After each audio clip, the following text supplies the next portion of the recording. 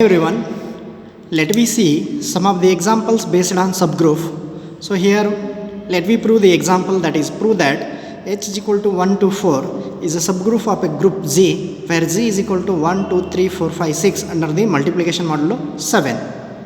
So solution for this is, the given data is what? G is equal to 1, 2, 3, 5, 6. Clearly h is equal to 1 to 4 is subset of Z.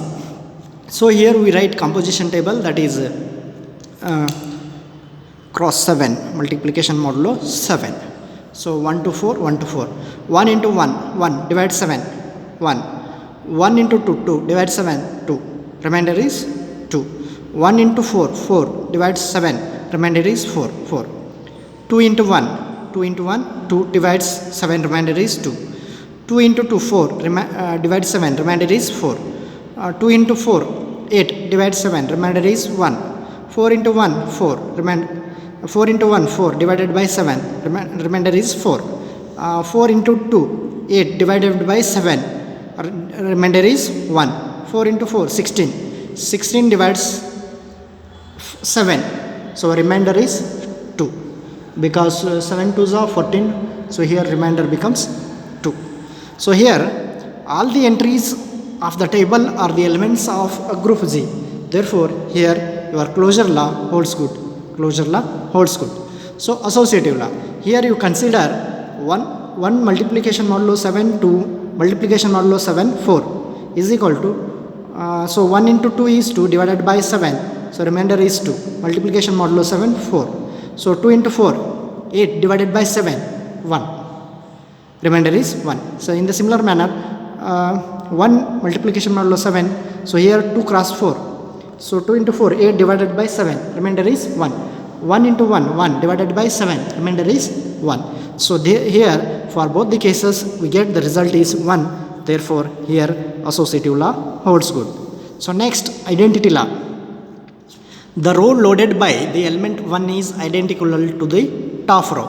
The row loaded by the element the row loaded by the element 1 is the identical to the top row.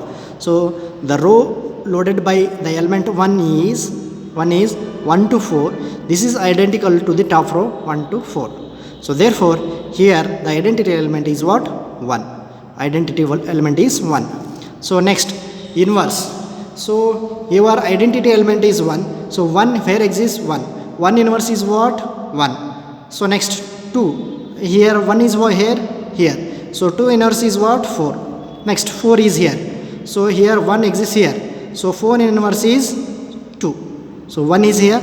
So top element is 2. Therefore 4 inverse is 2. So here every element has inverse. Hence h cross 7, h multiplication modulo 7 is a subgroup. Is a group because it's satisfying closure law, associative law, identity law and inverse law.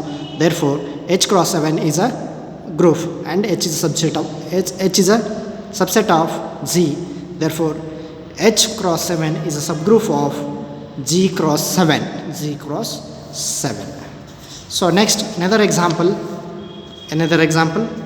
Prove that h is equal to 1 minus 1 is a subgroup of a group Z is equal to 1 minus 1 I and minus I under multiplication modulo. Okay, so here you are given data Z is equal to what? 1 minus 1 I minus I. Since G cross is a group, clearly h is equal to 1 minus 1 is subset of Z. Okay, so here I write composition table. Okay, so here multiplication modulo is there. 1 into 1 1. 1 into minus 1 minus 1. Minus 1 into 1 minus 1. Minus 1 into minus 1 1. So here all the entries of the table are the elements of Z. So there are no elements other than 1 and minus 1. Okay, so all the elements exist within Z. Therefore within H. Therefore here we can say closure law holds good. So this is H. Okay, so associative law. Let 1 minus 1 belongs to H. So here I am writing 1 into 1 into minus 1 is equal to 1 into minus 1. So 1 into 1 is 1, 1 into minus 1 is minus 1. So 1 into minus 1 is minus 1, 1 into minus 1 is minus 1. Therefore here minus 1 is equal to minus 1, therefore associative law holds good. So the row loaded by the element 1 is identical to the top row. So let me see that. So the row loaded by 1 is identical to the top row, because 1 is identical to 1 and minus 1 is identical to minus 1. So therefore here we can say 1 is the identity element and your 1 belongs to H. 1 belongs to H. So here 1 exists here, 1 inverse is 1. So minus 1, 1 exists here. So minus 1 inverse is minus 1. Minus 1. So here your every element has inverse. Hence H cross is a subgroup. H cross is a group and H is subset of G. Therefore H cross is a subgroup of H cross is subgroup of Z cross. H cross is subgroup of Z cross. So next example. So this is based on your addition modulo. Show that H is equal to 0 to 4 is a subgroup of a group G 0, 1, 2, 3, 4, 5 under addition modulo 6.